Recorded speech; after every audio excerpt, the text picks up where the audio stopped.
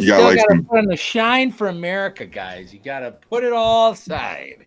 Put it all aside, entertaining nations. Wicked lost wild card bust, bud. Two dads and a Chaz putting trophies on the wall. Two dads and a Chaz is talking Green Bay Packers football. Not exactly qualified, but answers the call. Two dads and a Chaz talking Green Bay Packers football. We gonna break it all down, probably leave out some facts. We gonna make some statements that we'll likely regret. Most of gossip and rumors made straight off the top. So crank up the air condition, cause it's bound to get hot. Two dads and a Chaz, you know we live it and we live it right. Two dads and a Chaz, we gonna break down football for you tonight. Besides some rings and putting trophies on the wall. Trophies, y'all. Two dads and a Chaz is talking Green Bay Packers football. Yeah, we talking Green Bay Packers football. Welcome back to Two Dads and a Chaz Football Podcast. I'm your host, Tyson Fauché. We are here to wrap the year and talk about the Eagles' loss. This wild card bust that we just went through. We're going to process it. We're going to do all the things. And I'm not doing it alone, goddammit. I brought some friends. We're going to start with my fellow father, the porcelain prince, the bird-boned Aaron Mayhew. Mayhew, say hello to the people. Hey, people. How we doing? They can't answer you. They can only hear you, Aaron. Great intro, Aaron. I'm sorry. I'm so rough on you. You're really good. You're a good boy. You did good. Ty, what the hell's going on, dude?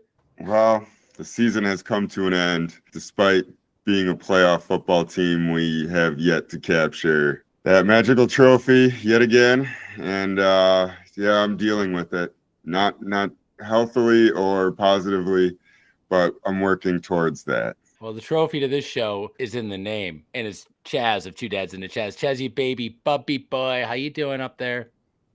Oh, fine. Just that life doesn't matter and everything sucks and is terrible. So Chaz is taking it well. My bad. Hey, life sucks and everything is terrible. Go Pack, go. Like I said, we're back and at it again. Two Dads and a Chaz. Final show to break down a game of relevance. Green Bay Packers, as you know, went up against the Eagles in Philadelphia. I want to hear your initial thoughts. I'm going to start with Ty Guy. You know, what did you think of that game? What were your initial thoughts? I know you were at the house, but I didn't ask you what you thought. I'm sorry. Man, I want to know now. Right now, the disappointment in the energy not being there. It didn't look like we were excited to be playing playoff football. It didn't look like we were there to punish them or dominate them. I could not tell if this Packers team was like too serious or they were sad or scared, but they definitely did not look like the aggressors and mistakes left and right. And it was just painful. It was hard to watch all the way through. It just kind of sucked from beginning to end. We did all we could. The fans doing our part, but man, something went way wrong. I don't know. I'm still processing. Chaz, what the hell do you think? You were also at my house. What do you think now? Well, personally, everything sucks and life sucks and everything is terrible. But the food was really good. It was. The vibe was really good. You did everything right. Absolutely. If you really want to break down this game, it comes down to one play and one play only. And it had nothing to do with the third quarter, fourth quarter, second quarter. It had to do with the first play of the game, buddy. If you want to know what happened, it was the opening play of this game. K'Shawn Nixon fumbling that ball on play one would be the zenith of what would be the whole rest of the game. That's the worst you could possibly go. Like how much? Outside it could have gotten worse if they would have outside of death. Mayhew, what were your initial thoughts of the game? I've said this before. Man, the NFL season is it's a crazy thing, right? 18 total games, and it's slow and fast all at the same time. Like, gentlemen, I can't believe season's over here, right? 18 games. It just whizzes by. And we sit here behind these microphones trying to analyze it and talk about how, like, wow, maybe they're slow playing it, or it's like, hey, they got to clean up this, they're going to do that. All of a sudden in your playoffs and you cross your fingers and the same team just showed up again, doing the same stuff that has basically been their downfall the entire year. I can't remember a worse performance by Jordan Love in his entire tenure. Penalties, all the usual stuff. So my initial impression is that I still don't know how good this football team could have been, because honestly, I was also wildly unimpressed by the Eagles in general. You're telling me that's the number 2 seed? Man, we had our opportunity and I felt like we squandered it. And now I got to sit here and pretend like I enjoy other sports for the next 4 or 5 months per usual. And I'm just getting tired of the same story, guys. I'm not mad, but I'm very disappointed. This is a classic dad response, and I mean it wholeheartedly. Very disappointed. I'm disappointed in myself more than anything because I really believed, man. I fancy myself a fairly realistic Packers fan that likes to get beneath the dirt and really get some real feelers as to what's going on, get some soil tests, really get a feel for the water aquifer, do some testing, understand the entire picture. And I really believed that there was more. I really believed that this team had more, that they were capable of more, or at least you were going to see them going down trying something else. And what you said, Mayhew, rings 100% true. Going down, doing the same old thing reeks of one thing to me: a lack of trust. And if you don't have trust, you don't got nothing. See the quarterback not trust himself to make those plays, and the coach not trust the quarterback to call those plays, and us just fizzling out. And it seems like the team peaked at the wrong time. But really, I just don't think we had another layer of evolution in us. And then everybody died all at once. I've never seen more catastrophic injuries all at once. Like you could just see these guys just were playing on guts and they all broke. The obvious thing was, even if we won, what are we going to do against the Lions? Who are we going to bring up there? We needed to play our best football against the Eagles. And I was like, well, we should have played like against blank. And I just don't even think, like you were saying earlier or last episode about, the Packers have to have more. They have to have an extra. Yeah. I don't think we ever got there this last season. No, we did not. I think they left something on the table.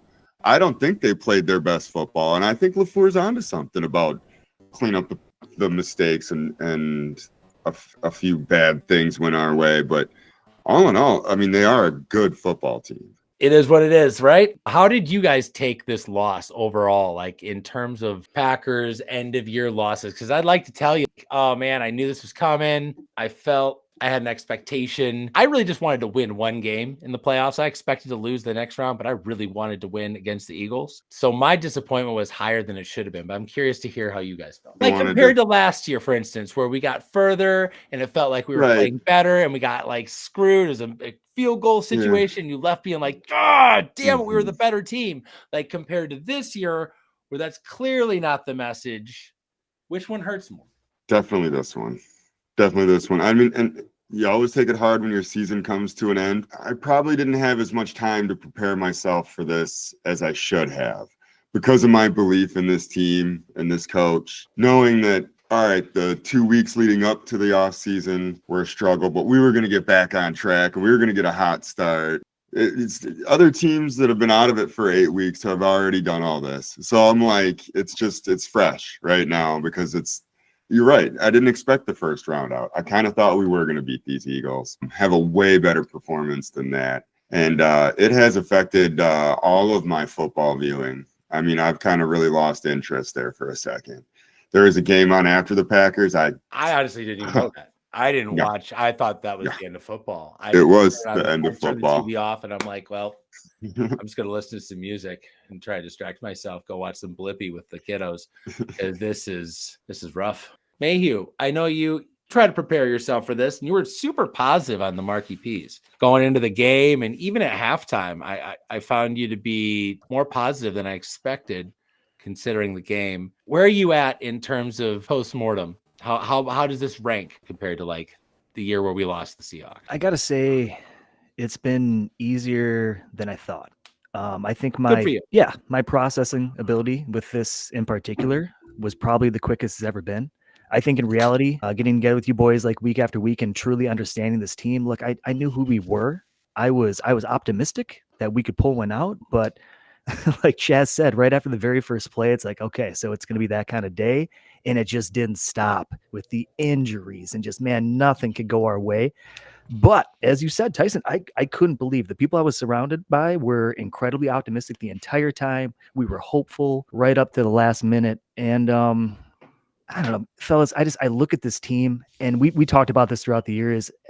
I think they just weren't there quite yet. And I don't think that's like a horrible thing. It's been a really tough year on so many levels with the injuries and the different adversity that we've faced. Perhaps that's the foundation we need to take that next step. I think all those things going through my head rather quickly, I was able to kind of be like, all right, you know what? Just not our year.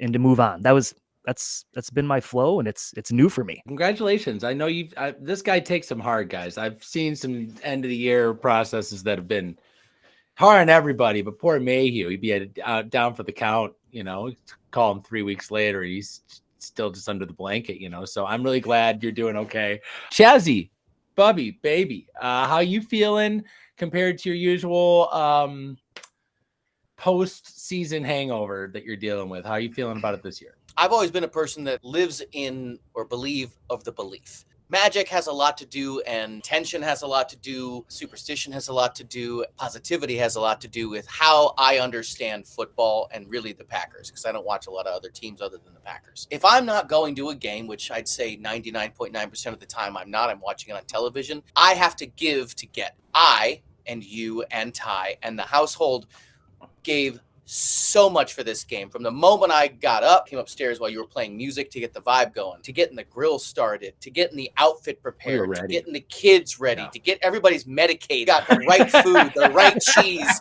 everything. You know what I mean? Like vibe and a mentality in anything. If you're wearing the same underwear as a player, your intention mirrors what you hope to see in whatever performance you're doing, whether it's watching a game, going to a construction site, or doing a show. We all gave so much for this game, and from the very get-go, I was disappointed. So I feel personally let down. Yeah. I had an amazing time getting to be with the people that I was surrounded by, because when you're at a stadium and do basically one thing, you can get loud. At least we gave everything we could and got next to nothing in return, except for maybe one of the greatest almost running touchdowns by Josh Jacobs I've ever seen. So I feel disheartened. I feel let down. I feel like Brie in the microwave. Just kind of, I still have a rigid frame, but I'm melting inside. I'm just like slowly slumping over. It's a crime to do that, by the way. I don't think that's allowed. I think I'll kick you out of France for that. So I was going to say, yeah. My grandmother used to do it. It was terrible. She'd take her dentures out and like slop it.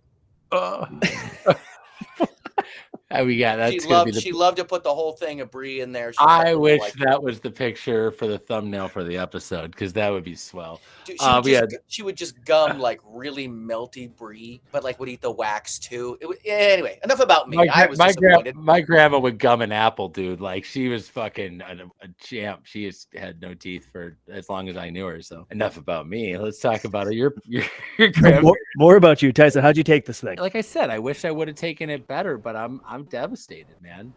It really hit me. I've been in a funk, 72-hour funk here. I'm barely out of it. It's really disappointing. And I'm so disappointed because what an opportunity we squandered this year. Yeah, we have a young team. Excuses aside, we're gonna hear all sides of this argument. There was a point in the year where we tried to do so much and couldn't do it. And then there's a point where we just gave up. It felt like we took away the creative side of what we're trying to accomplish as a team. And it felt like the heart of the team left. We should have been able, regardless of our injury situation, and put up a really good fight. Start fast like we had talked about, have a good game plan, and evolve this thing. It's hard for me to articulate exactly where this lands in terms of disappointments, of losses, but it's higher than last year, because last year I was hopeful, and it's higher than the year before where Rodgers quit on the team.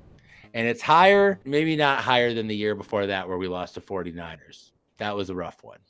But it's right there. We could have done more things to win the game, and we just didn't. We didn't allow it to happen. We didn't let the players play their game, and that is really devastating. Let's take a short break, and when we get back, we're going to talk a little bit of the blame game on whose fault this last 3-game slide was. We'll see you in a second. Yeah, we're talking Green Bay Packers football. If you're flying from New York and you're going to Atlanta and then to Chicago and then to Denver, those are the 3 worst you could have, outside of maybe like going to fucking Dallas. But Atlanta, Denver, if it's winter at all. Bro. Oh, life-harrowing experience. Yeah. Terrible. Terrible. There've only been like there's a handful of times in your life where you thought you were going to die.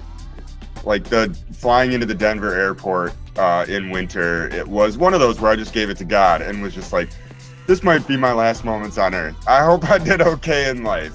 you're in the Like, stall, the back yeah. end's coming down, and as it's coming down, you're looking out the window at 300 miles an hour, and the snow is 8 feet, Oh, yeah. coming almost Oh, to my the wing, and you're going, Yeah. Yep. And like the slowdown. notorious Go on. short runway, it's too much. It's too much. This is how it all ends. Yeah, I just like surrendered. damn! Yeah. We talking Green Bay Packers football. And welcome back to Two Dads and a Chaz Football Podcast. We're going to bring the energy up and stop being a bunch of sad little bitches. And we're going to bring you a damn good show. The Packers lost to the Eagles. I am now through the sad part of the grieving phase. I'm on to angry. We're going to process this shit. Whose fault is this? This is America. I want to know whose fucking fault this was. Ty, whose fucking fault is this? It's fucking Jordan Love's fault. Right off Did the not bat. bring the leadership. He didn't bring the energy. He didn't bring the fun. Fucking anything to this game. Threw 3 interceptions. The main thing was he wasn't giving me the leadership and taking this young team and putting them on his back and saying, follow me into the foxhole, guys. I got this. That's not what I saw from Jordan Love. Jordan Love is at fault for this. Hey, Yeah, let's- Ty, I totally agree. This guy went 20 for 33 for 212 yards. I barely even noticed him on the field. Yeah, I'm upset. I feel like his very first throw, like he either overthrew Tucker or like underthrew. It was just like right out of the gate, really, really bad. He looked uncomfortable. And like you're saying, look, I don't need you to be this over the top vocal leader like Tom Brady style. I also don't love Aaron Rodgers' approach of kind of hating everybody on the sidelines. I need something in between, man. He just hangs his head. He's like a mopey. He's like a mopey quarterback. The minute stuff started getting difficult, dude, this is the playoffs, man. Like, what have you been preparing for this entire time? I need you to step up. I was wildly disappointed with his performance on Sunday. Yeah, I'm upset. Just All right. frustrated. Yeah. This loss was my fault. Sorry, please. I didn't mean to laugh. Yeah. Continue. This loss was my fault. I have a superstition about holding the ball on offense. I flip a coin, which I got from the Super Bowl in 2010, collector's edition. I was flipping the coin, getting it late, and I threw the ball up in the air, dropped it.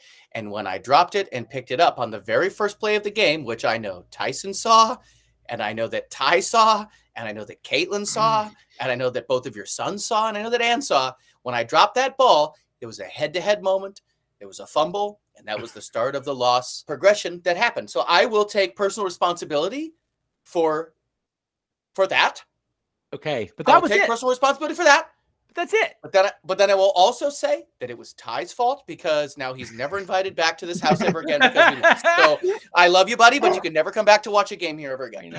know. Yeah. It kills me. I'm quickly becoming the Matt LaFleur at the Fauché household. All I do is win in the regular season, but the That's minute true. I show up for the playoffs, we are done. We're doomed. So now we know if we need We to had win that 3 in a row conversation. in the regular season, I'm your guy. You should have Yeah. seen But it. don't ever let me sniff the playoffs again. No, he's a He- Marty Ball guy. He's got. he it was in the regular outside. season. And he walks past me briefly. Just goes, "Oh, he's never going to have me back again for a playoff game." And I was like, Yeah, it's not I your said, fault, Ty. It's not Thanks, your Chaz. fault. It's but it been is- but special. But yeah, That this is clear. my That is last. clear. "It was my fault." No, don't blame yourself. All the worst parts of Jordan Love came out that game, and it sucks. The inaccuracy, the poor decisions, or the inability to deal with the pocket collapsing in his lap. You can blame him all you want, and you got to have the offensive line be part of this too, and we're getting there.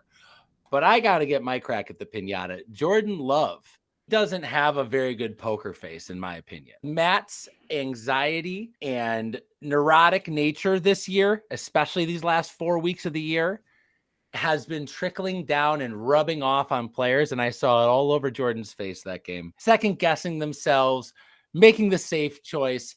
The pressure of the playoffs didn't make us play better or loose. It made us play scared and tight. And we can't win like that. And I don't know how you look at Jordan Love's play this year, ending like that, and say that the guy didn't regress from last year. Chaz? Keep in mind, we got to see Malik Willis take one of the biggest shots probably of the year, only about a week before that, right? And then able to get back in with the same kind of pocket collapse that we were seeing and still be able to throw some dimes. It's Jordan Love's fault, yes. I didn't see any audibles, man. He's just running the plays. He's doing what coach tells him, and it's not working. He can throw off his back foot. He can throw walking backwards. But when the pocket is collapsing in his lap, he doesn't have the escapability. Let's get real. He's a big, long guy that's not particularly quick. It's not easy for him to just get out of the way real quick. He has to wind up and run around, and like he might not get to the edge, and he's just not that player. And now we know that. But more importantly, we know that offensive line was pretty paper thin. Once we lose that starting layer, the next layer of the onion is kind of rotten. Who wants to talk a little bit about the offensive line? As soon as we lost, Jenkins really struggled. Yeah, Tyson, you hit it right on the head, man. I think, look, my hat's off to the Eagles. Like on both sides of the trenches, they are rock solid. So defensively, dude, Jacobs couldn't do exactly what he wanted to. And that guy, I've never seen a bigger heart in a running back my entire life. We'll hit that a little bit harder, hopefully later. But yeah, man, once Jenkins went down, it was real rough patch it together. And I think that's why we saw less and less Tucker Kraft in the passing game, because that guy's got a block just to try to keep Jordan upright. Yeah. My thing with Jordan too is, man, I just think when we get down, this guy is trying to get it all in one fucking shot. Trying to just, it's got to be the big ball. And Yep. Tyson, you talked about all year long. It's like, play the small ball, guys. And the Eagles were like baiting us. They're like, we don't think you guys can do a 10-play drive. Go ahead. Let's do it. We didn't want to keep the offense on the field and execute. We didn't even seem capable of executing more than 4 or 5 plays in a row, honestly. And that was the theme of the day from my perspective, over and over. We did have some intermediate success to read at points in the game. We had some things that were always shot plays. It seems like the only way that we can get the energy up is by taking a very risky deep dig route or a very risky deep out route that's a very difficult ball to throw. That's a highly pickable ball. That's our go-to. That's our let's get it going play. It seems like we drafted Jordan because he can throw that ball. That particular route. He has the big enough arm to zip it right where it needs to be. And that's awesome. He can do that. But can he throw a slant? Because it's crazy that we're not milking that. Run a short offense that's in time, because timing was impossible for the back half of the year. In Toyotathon, man, it's over. You can't tell me, because last year he seemed like he found his timing when the pressure came. And this time I feel like the pressure of life got to him, including the pressure from the defensive line.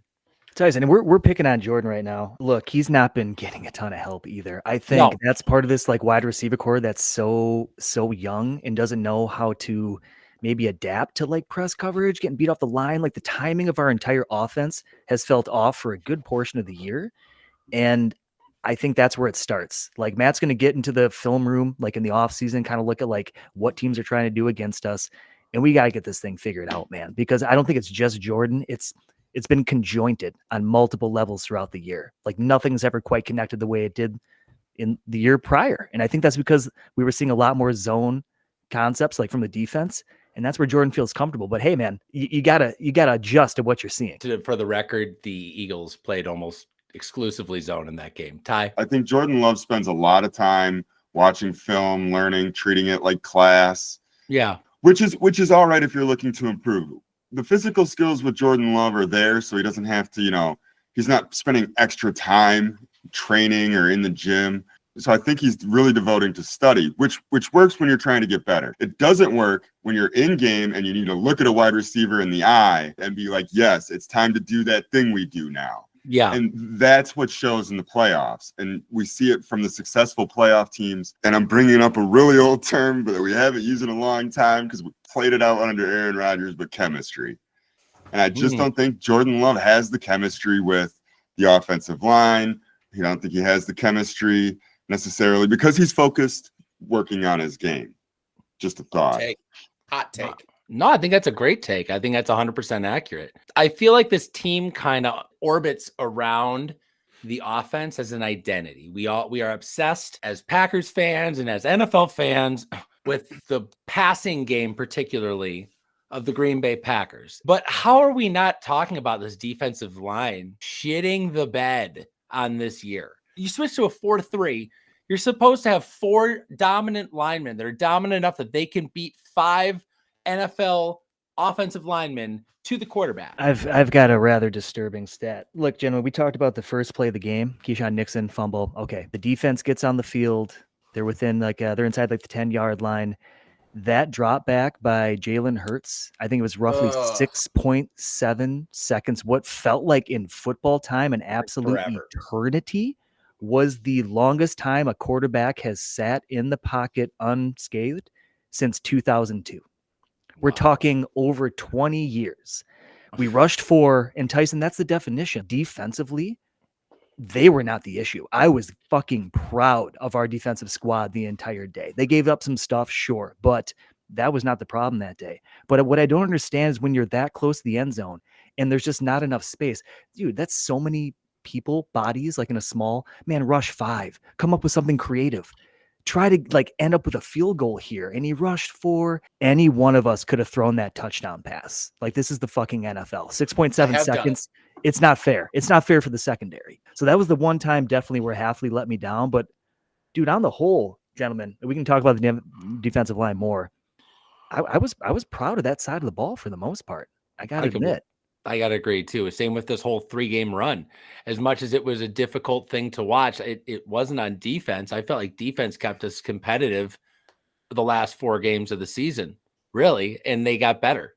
And that's exciting, particularly at the linebacker position, which was a major issue that kind of started to, I don't know, not be as big of an issue in this game, even though, we are out of bodies. Our corners playing on guts. We just don't have the guys, it seems, at that position. I don't know how you win a Super Bowl without anyone that is anywhere near an above average corner on your team. Yes, the defense has saved us in a lot of situations this year, but also have they though?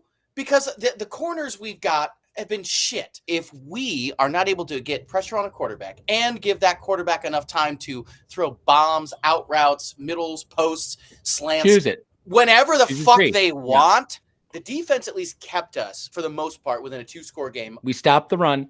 Yep. I'll give them that. Yep. We were a team that could not stop the run for over a decade. We had good corners here and there. We couldn't stop the fucking run. The middle of the field, open for business. We closed the middle of the field. There are some benefits. Year 1 of Hafley. Chaz, I think what it is, and when we hired Jeff and he got in front of the podium, he talked about the defense needs to revolve around like the players that you have at your disposal. You can't just force something, which I think was Joe Barry through and through. He's like, I'm just going to do this no matter who's on the field. That's not good coaching.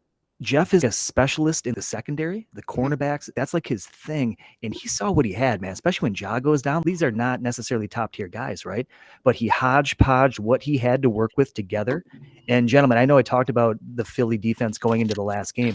We ended up number 5 overall in the entire NFL statistically. We're top 10 in almost every single field, Chaz. So it gives me hope for the future. Now, all that being said, I will say to you, when it's the end of the game and we need to get a stop on the final drive, Jesus, he's pissed me off multiple times this year. I'm not quite sure what he's doing there. I'm going to give him the benefit of the doubt. Gets a couple more pieces in the offseason, and let's see what this guy can do, Thank you, Mayhew. I actually really appreciate that. The 2024-2025 Packers cracked under pressure pretty consistently. We didn't rise to the occasion. Us being challenged in years past is what it took to get us going. Someone had to piss Rodgers off. Someone had to say something the wrong way. Oh, now he's pissed. Now we're playing hard. Now we got this. Oh, they shouldn't have said that. Now you angered the beast. You fucking woke the bear. We don't have that anymore. And we're just like getting bullied. And that just happened. And we just moved on. We're missing a spine. And a lot of that comes down to coaching. I think he tried to do a lot this year. I think he had lofty goals. I think he had a laundry list of things that he needed Jordan to get better at. He had a laundry list of things that we wanted to do as a team. We were going to see Matt's offense last year. We were going to see what it was all about. It didn't work for the first half. Then all of a sudden it worked great for the second half. He had a blank check to start the year. Everything was going pretty well, right? Jordan gets hurt right at the first game. Oh no, he looks even smarter with Malik. He shows how good he is as a play designer by designing a completely different offense to his skill set. Shows everybody he knows how to work a quarterback that can actually run. It also shows you, Jordan's not that. I always thought maybe there was an athletic side of Jordan that just hadn't come out because he didn't need to. We were blocking well. He wanted to stay in the pocket. No, man, that's just not That's not his game. And now we know that. But at the beginning of the year, I still thought maybe that was a part of his game that we were going to see. I'm disappointed that we had such hot momentum at the beginning of this year from last year, and we used that in such positive ways. It didn't drive Jordan to be better, having this other quarterback succeeding and our team having wins without him on the field. It seemed like he shrunk a little bit, lost some confidence, and I didn't see any coaching doing what they needed to do to get that back. I don't know. It just felt like he was on his own. This is how it looks. My speculation, tried to do too much. And then he got to a point that everyone's willing to try his way and his way isn't working. And now you got to go back to the way things were before, maybe, and try some other stuff out. And it feels wishy-washy. And that's hard on a young team. It's just trying to do something right. With all these really great minds that we had on our coaching staff this year, it doesn't feel like our coaching staff got it done in the end. It seems like they gave up and coached to avoid our limitations and did not coach to reach our full potential. Some coaches succeeded more than others, though, definitely. I think for Hafley being a first season, taking over as an NFL defensive coordinator, I think he did quite well.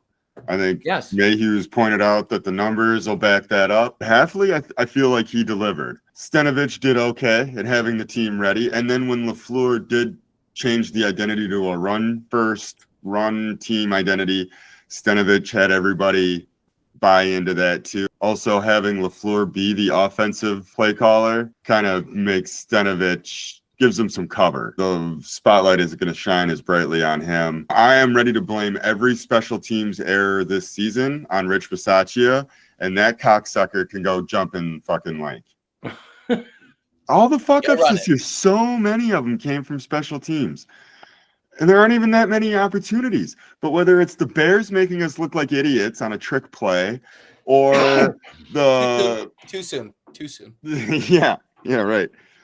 What we don't practice, covering the ball with Keyshawn Nixon, who's been known to be a live wire when it comes to returns. I just don't feel like the preparation is there in that phase.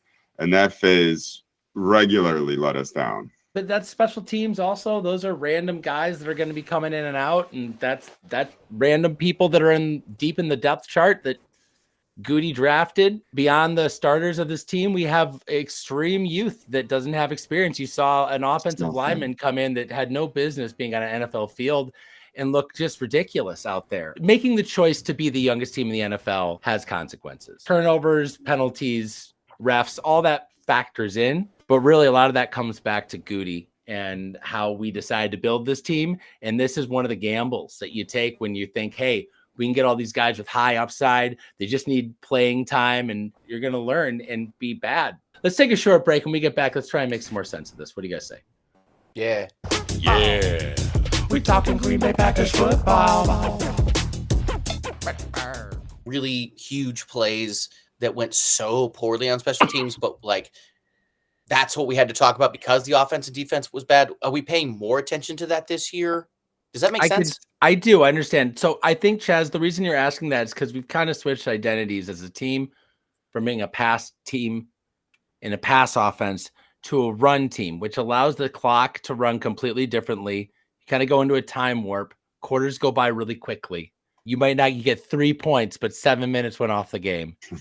And you're like, what happened? So now a special teams blunder is the highlight of the quarter because not a lot of stuff happened. That makes perfect sense. You didn't have three. I felt this season went so fast, game-wise, watching the games. There was in the Rodgers area between the 40s was a fucking free-for-all. It was big play city. Once you're in the middle of the field, look out. This fucker's going 20 yards in any direction, and he's going to land it. And it was like, there was just a lot of big plays. Does that answer? But I think that's my theory. It does, because it wasn't so much, I guess that's it.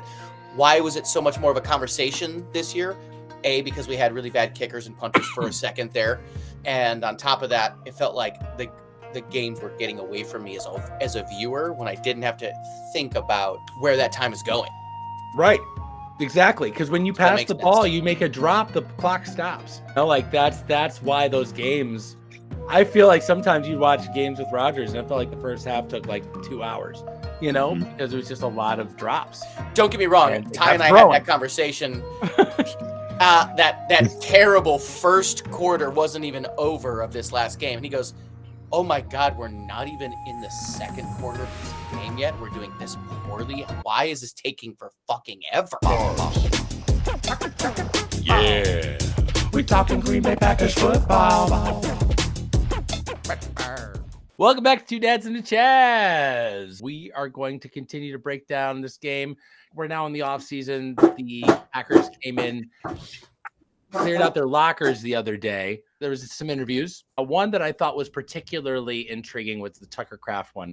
And we're going to play part of that for you right now. As a team, we need to wake up. I mean, how many times do we have to just, you know, not everyone talks about how we're just not okay with just making the playoffs, but we have yet to, you know, walk the walk and, you know, take on a little bit more of a leadership role, try to get people on the same wavelength that I'm on. I feel like I have a lot to offer in that aspect. So just us making mistakes and not fixing them. That's what, when you play good teams, you got to make the least mistakes as possible. And we had guys, you know, myself included.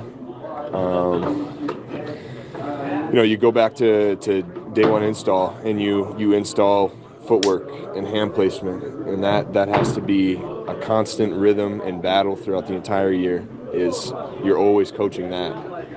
But at what point do you just elevate your game and you know, you're not getting coached to do the same thing over and over again. You just self-correct. I think that's the steps that we're gonna have to take in offense, as young as we are. We got to quit making those mistakes. Simple as that. Do you think it's more a matter of just making mistakes against some of those elite teams rather than? I don't have another way to categorize what we do out there other than making mistakes, because teams are certainly beating us because we beat ourselves first. That is the most honest locker room interview I've ever heard, certainly on this squad of the Packers. Every other one is very good politicians being good soldiers, and this guy is fucking crazy, and I love him. Absolutely love him. By What's the your way, thing? I know you're listening, Kraft Singles. We got to talk to who's doing your image shit. So no more glasses. Don't ever take your helmet off. Always wear a hat, and maybe like get one piercing. That's all. He's great. Mayhew? Exactly like you said, I love the honest insight. If I could sign this guy to a lifetime contract, I would do it right now. Everything he said, he called people out without actually calling them out. Fuck yeah, he did. This kid is 24, and he's like, you know, maybe I need to step up and be that leader. Like, I got a lot of that. Oh my God, dude, that was. You see his eyes? Do you see the way that steely look? The way that you could tell he was thinking about a player in particular. He's like, how the fuck do I say this without saying it? No, man, I'm telling you, dude. I think I smell Musgrave. Why wasn't Musgrave a factor in that fucking game? When he came in, he got blown up. He was not blocking. This felt like in his own room, he's disappointed. Not even just everybody else. Like, we should have had a double tight end fucking heyday against this team. Why don't we trust Musgraves to get more than 6 catches for 12 yards this year? Like, what? He's back. Mayhew. I just felt like that was like, he's calling out people. Speaking right of call outs, I want to call out Spencer on Poor Man's Packer Podcast. Yeah. He talked about, he's like, why don't we just take Luke Musgrave and line him up as a wide receiver? He's like, sure, the nuances of being a professional wide receiver might elude him, but he's fast, he's big. Tell me he can't do it. You know? Like, yeah. Terrible blocker. Yeah, that's not his strong suit. Yeah, that'd be a wideout. I bet he'd do pretty well against corners. You know, like give him a chance out there. Let's put the water boy out there while we're at it. Let's put the towel boy out there. We still got Magoo. Don't forget about Magoo. Dude, it's just refreshing to see, like, that's the personality. Like, we need more of it. More and more and more. So thank you for sharing that, Tyson. That was no problem. That's why I'm like, I just wanted you guys to hear the whole thing, because I'm like, that's awesome. I also disagree with Chaz. I want the $3 haircut. I want this guy to never change. You like it. You know what, Mayhew? I understand your perspective on that. That's you still got shirts from high school. That makes a lot of sense. You rock true. that shit. You You're got not one wrong. style. You don't need to change it. But it just shows the heart of this guy. And also the fact that that's how he approached that game. I didn't know that. He was like, yeah, just get on board behind me, man. If you think you don't got it, let me lead the way. Like that's fucking leadership. Man. The man did not disappoint. Just to let you all know, PFF considered him the top offensive player of the entire team. Shocker. No He shot. gained 74 yards after first contact, forced 12 more missed tackles in the run game, caught all 3 targets for 40 yards, and forced 2 more missed tackles on those catches. Dude, the guy was running like he fucking really cared. You know what I mean? Yes. It's contagious, I'm hoping. I need that to trickle down in 2025. Free agency is not going to hurt the Green Bay Packers this offseason. We have 14% of snaps are hitting the free agent market. Our biggest free agent this year, you guys, is Josh Myers. I mean, that's the big name that we could have to replace. But beyond Josh Myers, you're looking at guys like McDuffie. This is largely the team we're going into next year. I continue to ring this same goddamn bell. And look, Emmanuel Wilson, I thought had a terrific year. Chris Brooks, I love him, but dude, I am jazzed about Marshawn Lloyd. If this guy can actually see the field at any point, the running back room is going to be very dynamic going into next year. So something to look forward to. I am very nervous about drafting more defensive players, more defensive linemen in particular. Those guys take a while to develop, and I have not seen defensive lineman development from the Packers that gives me a lot of hope. All free agents for defensive linemen, but offensive linemen, that's our thing. Let's draft a bunch of pigs. Let's get us like 4 or 5 big fellas, and let's have a lot of competition in those positions. Commit to the run game. Young linemen love running the ball. They have a lot of stamina.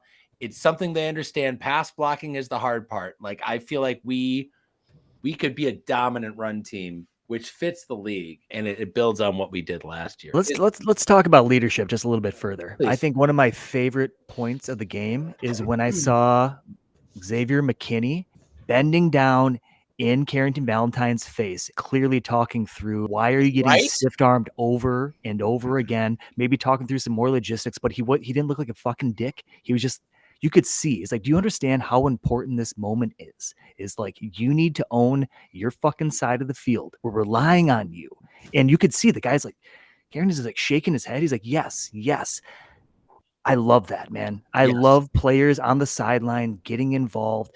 And that's, again, I know I talked about leadership from a quarterback perspective because that was something I just never saw Rodgers like ever do it. I don't know, T-bone, flag football, whatever. When they're not quite going right from a quarterback to a receiver standpoint, you're talking. You're on the sidelines. It's like, guys, we got to get something together. What are you seeing? What are we doing? There's nothing worse for me than just sitting on a sideline with a tablet in front of you, looking mopey, and just letting the clock tick down while your season's about to end. So you got to figure something out, man. The lack of urgency is concerning. I don't like seeing people who panic and can't handle the pressure, but I'm seeing a guy who the pressure does 2 bad things. Either he makes a terrible decision and throws a pick that you're like, whoa, why would you throw that ball?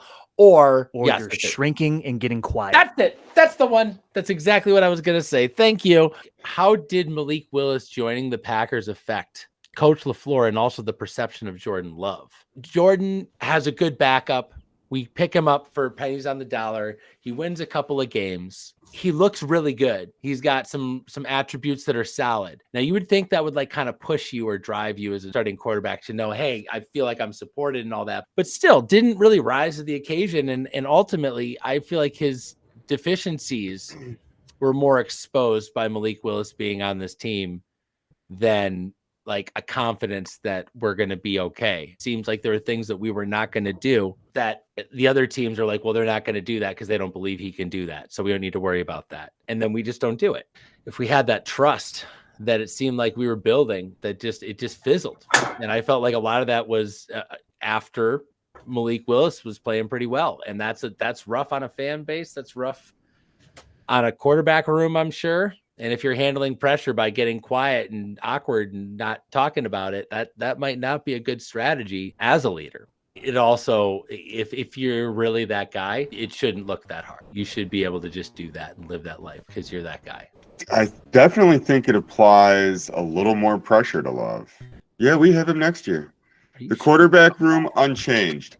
Outside of AJ Dillon, running back room unchanged. The oldest wide receivers are heading into their fourth year. Christian Watson, Romeo Dobbs, fourth year. I mean, this is the benefit of being young, is that we got fifth-year options on Walker and Wyatt. Don't get me wrong, Malik Willis is hella trade bait. He could start in a lot of teams in this NFL. You could put him on the Cleveland Browns, and he would be outplaying Deshaun Watson right now.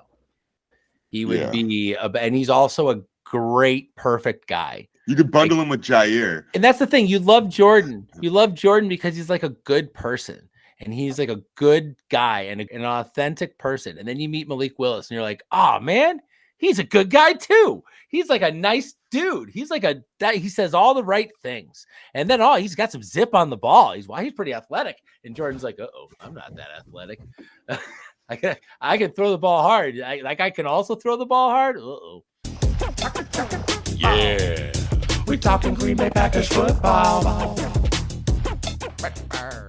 Can I come up? I hate that game, just to let you know. I hate it so hate bad. it? Wait, what'd you say?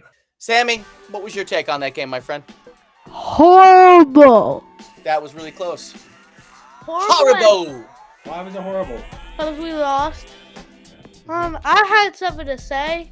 What are we doing? That's like your catchphrase, I guess.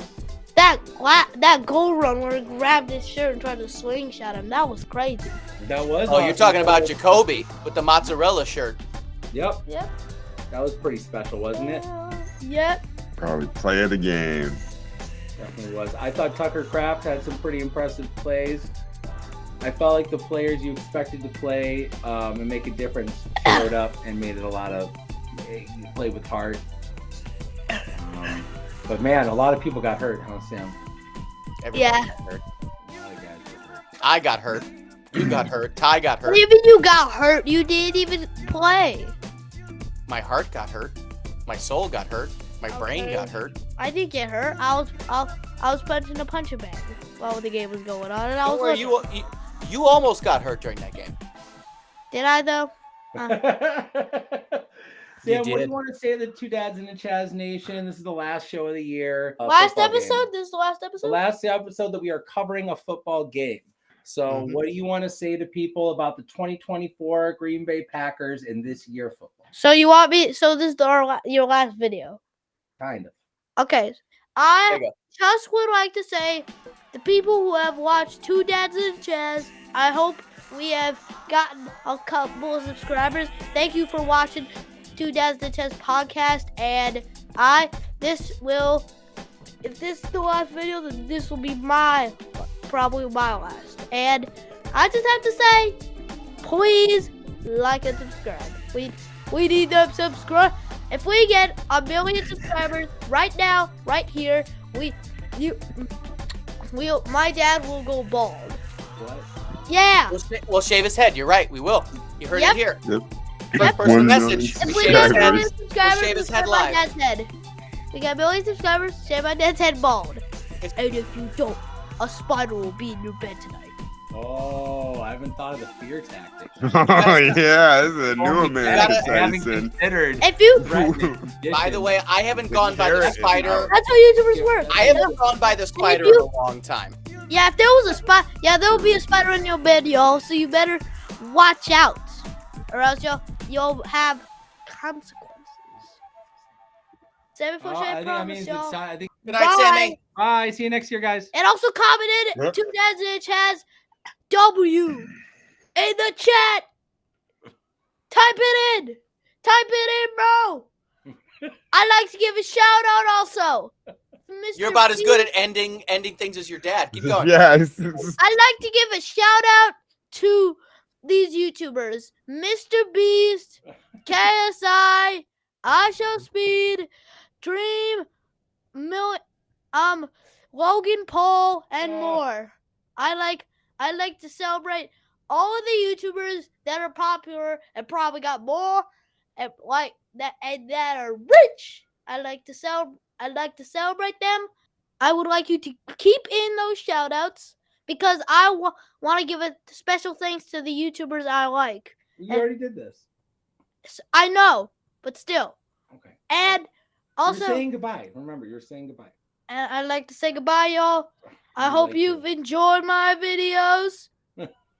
With zero. They certainly have. We got more positive feedback on Sam's portions of the pod than I have on most. Now, it might have been a lot of family members. We did. A lot of people. What'd they reached say? out.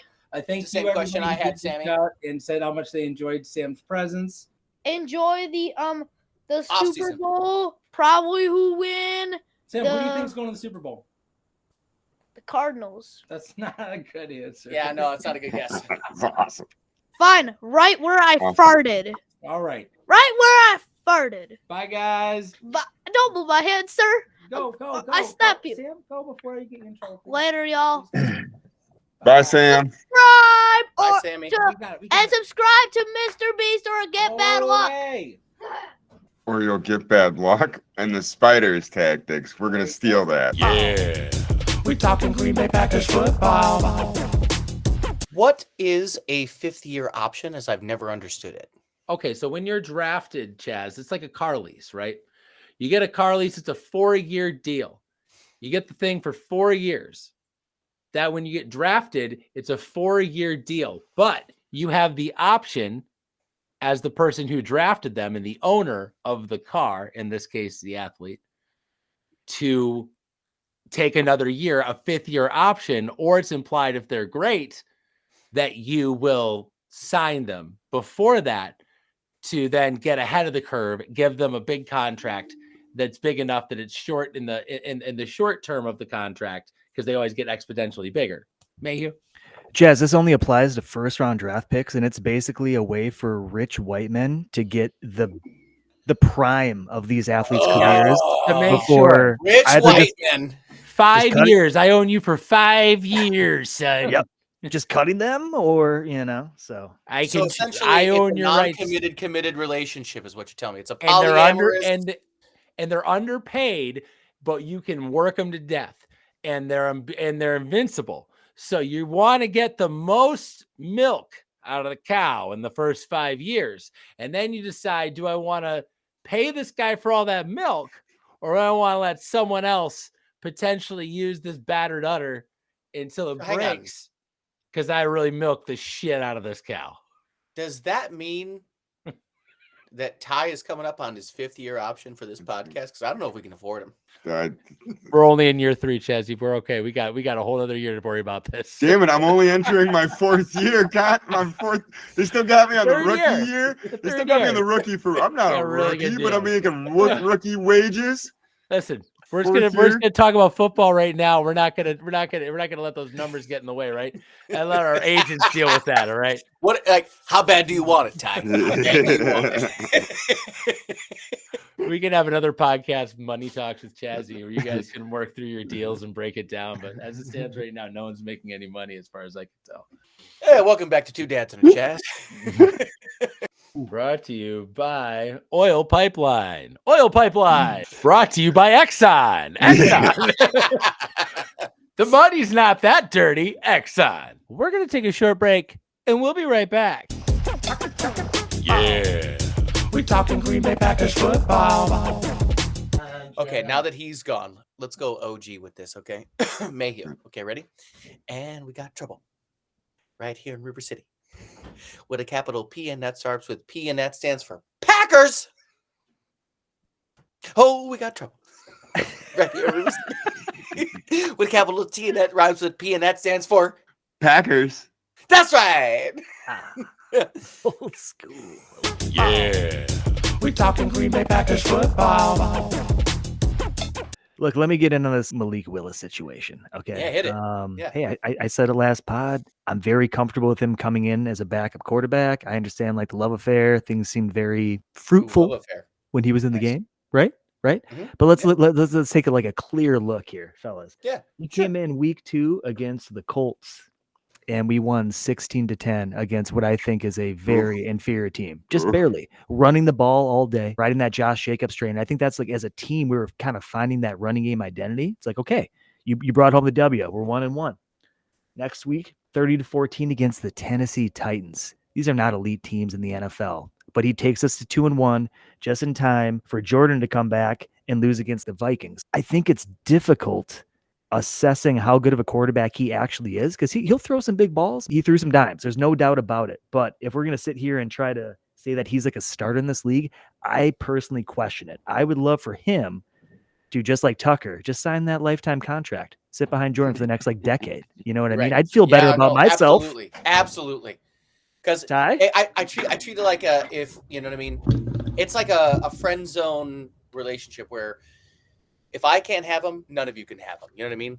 Like we're not like, we'd rather know he's there and you don't get to use him. Talking about Malik Willis, because again, also, yeah, he's a little crazier outside the pocket with his run game, but also you're not hiring a quarterback to do that. He had to show up and you know, get a little check mark on his little name, so we would think he was real good and cool like that. We like that, but at the end of the day, who's winning football games for you? It's not Chaz Ingram. It's not Chaz Ingram. He's done everything that he can for you, okay? He's eating the cheese. He's wearing the right jerseys. He's got capes. He's bringing Monkey Boy. He's flipping coins. And that still isn't enough. So you know what, Malik? Sit down. Wait your turn. Jez, I was glad you brought up that hit in the Chicago game. We missed that one too. And I don't know if I've ever seen, I mean, oh my God. I have not got up off the seen- ground. That was the equivalency of like a Home Alone fall if it was a football hit. Incredible. And he just got up like it didn't even faze him. Like he's a fucking robot. It's the first thing that pops up too. T1000. It is so deadly. Check So this he's shit. tough. Check the box there too. Can he teach toughness to our wide receiving core? It's brutal, man. Oh my God. You didn't see it coming. But that's what you can tell you're not prepared. Willis wants to throw. He's blasted by Byard. The ball. He's blasted. He went for the ball too. He didn't just give up. Guy was like still trying. No, That's he still incredible. went for it. God damn. And it's not even on his left side. It's on his blind side. No, I it's know. not. He's just not looking. I know. Oh. Tyson, he wasn't even in the game, but that felt like Luke Musgrave's fault in some capacity. I know it did. Let's see who's over there on the right side. Is that tough? That No, that was a Tucker, but it was Tucker has an option in that play, and he saw the open space, so he ran to it. But Malik didn't know that he had an option but he was to wide run, open, man. so He he could've just gotten was rid of that thought he was ball. blocking the whole time. He was reading deep to the left. Yeah, He was trying to move the safety. He didn't know he didn't have that block. Dude, as a defensive player, you dream of like that play. that- Just, Oh my God. they don't see it coming, full highlight head of reel? steam.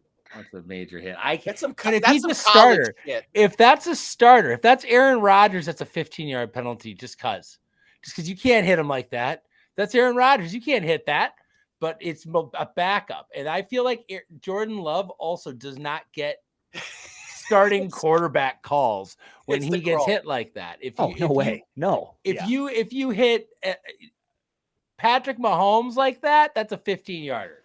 You can't hit the king like that. You can't do that. You know how many commercials he's in? Yeah, but also look at how clean this tackle is. It's not head to head at all. I mean, he's going No, low it's to the solid. shoulder. Bam. But they couldn't. But I swear they call that like something. Oh, That God. one shows it better. Yeah. oh, Like that's a solid clean dude. But, like, that's a clean tackle. but when I was a kid, I got hit like that all the time. And now look That at was Kraft like, fine. oh shit, I missed that. Is that me? Sorry. Jesus, man. No, he's tough as nails. I love this kid. I'm really excited that he's really here for another year because that means Jordan's gonna have to get over this shit. Because we got a really solid team with a really solid backup. I really like what he does for our team, and if we trade him for something special, that'd be nice. I'd take that. Oh, I'd take him and Jair both getting traded before the draft for some picks. Jair's got to go. Yeah, Jair's got to go. He's gonna go. I don't know if you guys heard the last bit, but it's hearsay at this point. But he basically was at that same end of the year interview was like, if you don't have anything nice to say, I'm not going to say anything at all. I'm probably not even going to be here next year. No, you're not, Jair. You played 33% of snaps this season, and he hasn't played the Detroit Lions since 2022. That's pretty bad, huh? He missed both Lions games, both Vikings games, Which and is he funny hasn't because we played in lost a all Lions 4 of those game games. Dude, Ty since did his homework. 2022. I like it. Yeah, I read a bunch Okay, of articles. fellas, real quickly though, let's talk cornerback room and what we actually have. Okay, so we got Nixon signed for the next couple of years at what is looking like a really good contract. Actually, this guy's like $6 million a year. Okay, He officially said he does not want to return kicks anymore, and he wants to be quarterback number 1. That's fine. We don't want him to ever return a goddamn kick ever again. We fired we sent Ty Montgomery to the Bears for a lifetime sentence for one fuck up on special teams. Nixon, just be thankful he still has a job. Okay, gentlemen, behind that, we got Carrington, Valentine. Look, we got some guys that we like because we're Packer fans, but it's not a very deep roster. It's not good. Now, statistically, when you're drafting number 23, 25, wherever we're going to be, are you going to get a rookie cornerback that's going to come in and light it up? No. And if we cut Jair, I think we save $6-7 million against the cap. Might not be the worst idea, even if he plays fucking 50% of the year, to have him in that room. No, I kind of feel that way. Unless we can sign a really good free agent, maybe. No, I think he's going to want a sign and trade situation where he's going to get traded and he's going to sign a contract with that new team. And we're going to lose who would have been a premier player for like a 6th round pick. And we're just going to walk away. But then we won't have to pay the contract. And that sounds horrible to me. That's like what as a GM, that's like happen. that's a poor move in my opinion. He's probably going to have a fucking light up year on another team and finally play like all the games. But I just think that there's been too much that's happened here. There's just been a lot of drama. And I think he's been through it a lot. I was hoping this was the year he was going to bring it on. He had a great offseason. It was seeming like it was going to be a breakout year for him. And it kind of needed to be with the way his contract's structured. And he just couldn't stay healthy. And this is not, like he said, it's a pattern at this point. My hope is that like he gets his knees scoped, give this guy the offseason. Maybe he can come back and at least be like that voice in the room. Dude, cornerbacks are really hard to come by in this league. So again, if you want to sign somebody, Goody, that makes sense, and draft a rookie, let's go that route. But do not just cut this guy, get a 6th round draft pick, gain $6 million on the cap, and be like, yeah, we feel real good about our cornerback room going into 25. That's all. What if you take that $6 million and you roll that into? What if you take that $6 million, you roll that into a free agent pickup of like Reese, who is on the Jets, that's going to be up for free agency, or one of these guys that would be an immediate best corner we have on our team, and they've played for 4 years already. They're ready for that re-sign. That lease is up, and we can decide this is a player we want to invest in. That's the perfect free agent signing that Goody's had really great success with. There's a handful of those corners out there. The question is, are we serious about ponying up? I feel like we are. But you know what makes it a little easier is if you clear a little bit of drama, a little bit of money off the cap, and you can spend that on guys that want to be here. It sounds like Josh Jacobs is already recruiting people. There's a corner on the Raiders that's really good too, that's up for free agency. There's a lot of free agents this year. I'd be very interested about that. And I would suggest that we have a show coming up where we kind of break down potential suitors for the free agent period, which begins, in the dead of winter. It's the next thing that happens. It's a big deal this year. A show after this one? Well, yeah. Chaz, you likely won't be involved. You don't have to do it. Yeah. But Tyson wants to get younger. I like it. Let's just keep getting fucking younger, bro. Just do it. Yeah. I said free agents. I didn't say younger. I said free agents. Josh Jacobs isn't 30. He's still a great leader. But you don't need to be old to be a good leader. You do need to be a guy that is a good leader. I think that Tucker Kraft proved your point just minutes ago. Yeah, you're right bingo. there. No, I'm just messing with you. I feel it. I like it. If we put him at corner, I think we got a chance. Yeah. The right signing can go a long way. I said that. It's just I don't want to just empty the cupboard and then hope for the draft and then get some kind of bargain barrel cornerback in this room. Like that's not the approach. I want to dip into free agency like I've never seen. I want a free agent wide receiver. I want a couple corners. I want a middle linebacker. I want an outside linebacker. I want a defensive lineman. I want to see us rebuild some players that already went through the draft process, already went through playing, they're above average. They feel underappreciated and they have a chip on their shoulder. That's the guy I want on the Packers right now. Also, if they played for a shitty team and they feel the difference when they come here, like that's an influx of energy to our team. And I'm fine with taking some older players too. If they're down with being that leadership role, which is what you bring a vet in to do, we have plenty of room for that on this team. I hope we get one or two. Ty, what do you want? The fuck do you want? The fuck do you want, bro? What do you want? Do I want? I think Gutekunst has. I'm interested in what the next part of his strategy is. It looks like he was comfortable going young and going hard into the draft, and he said, "I'll just get a few key pieces at critical positions, and we'll build off that." The McKinney, the Jacobs. Now this offseason, is it more of the? Is he looking to draft? Does he go get just a stud wide receiver, a proven center, another piece in the secondary, whether it's a strong safety or a cornerback, but somebody to counter McKinney and make the quarterback use the whole field again? I think those are the three quick pieces, but I'm not sure if Gutekunst has a third phase. Is there something else that is just? He has really impressed me every single offseason with the moves that he makes. And I look back at it, I'm like, wow, that is a killer. So I trust Goody. I think he's going to make the right moves. But I don't think we need a ton. We just need we need key pieces, and we have the money. Spend it.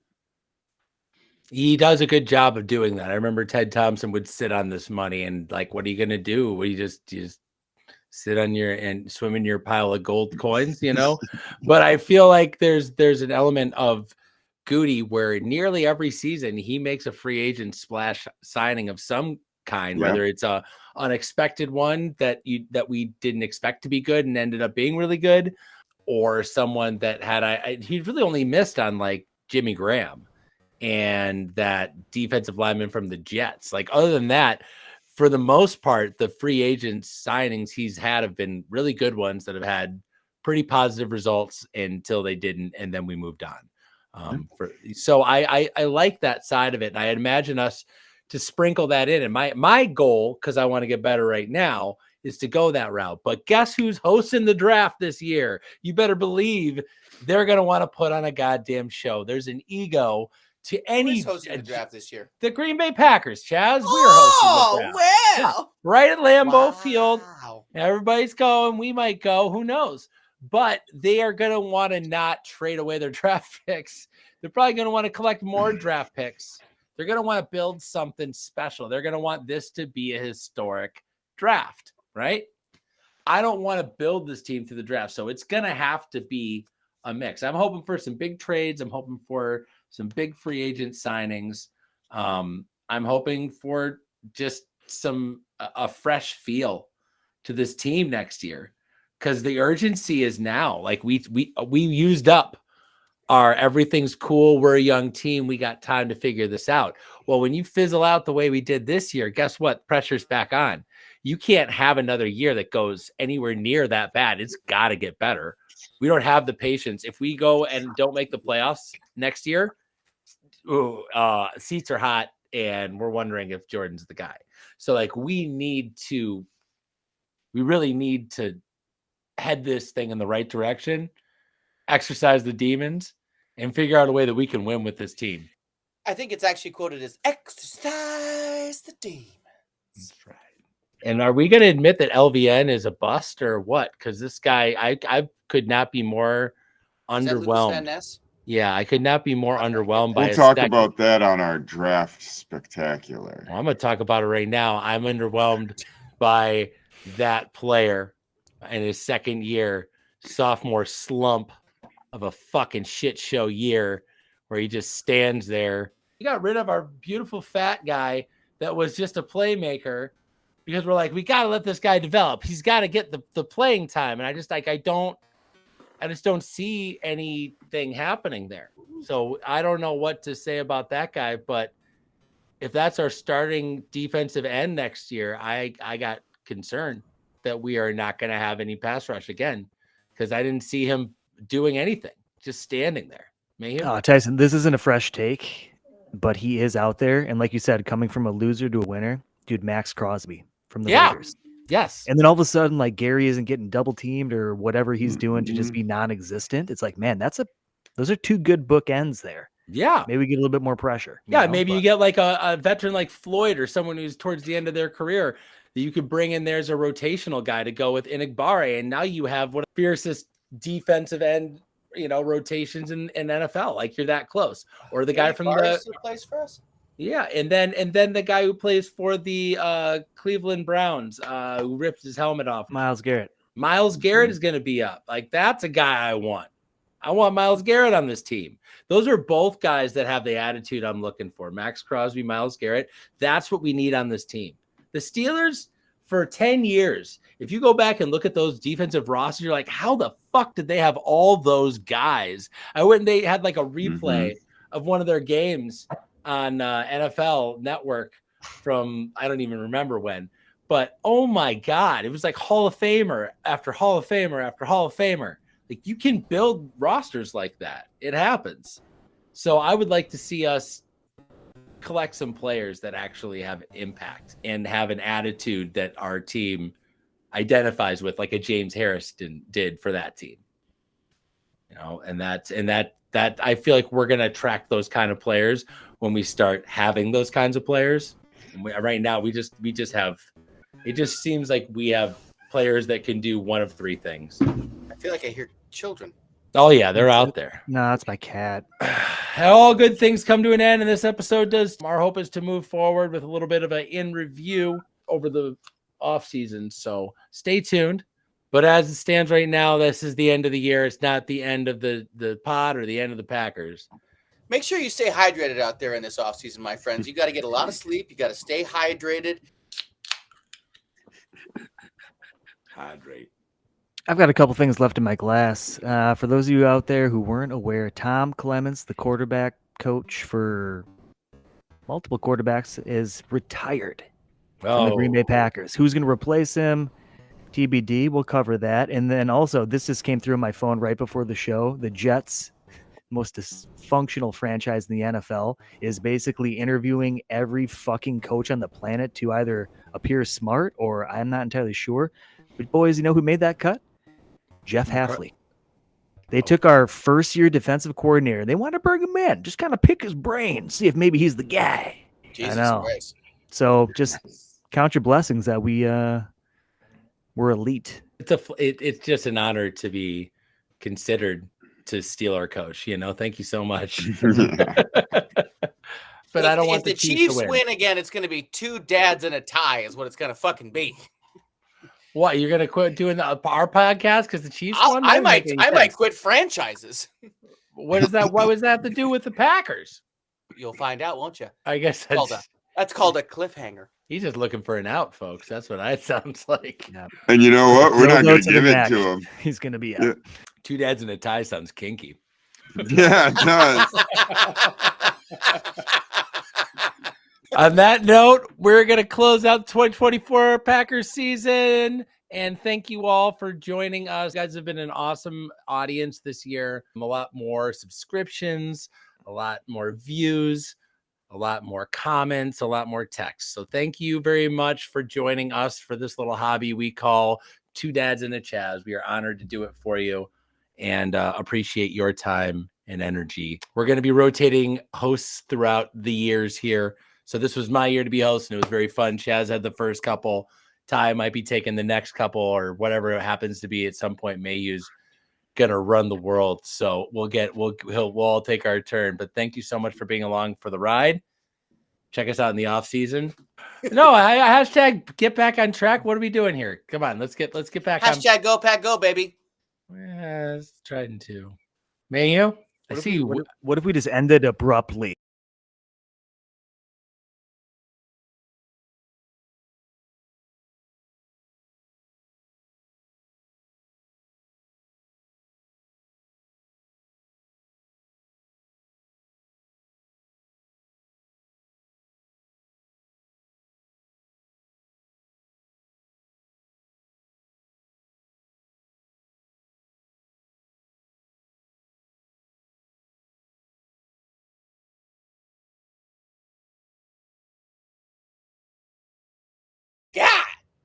Damn. Not exactly qualified, but not exactly qualified, but not exactly qualified, but answers the call. Mostly gossip and rumors, mostly gossip and rumors.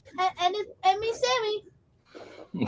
Two dads and Chaz, you know we live it and we live it right. Damn.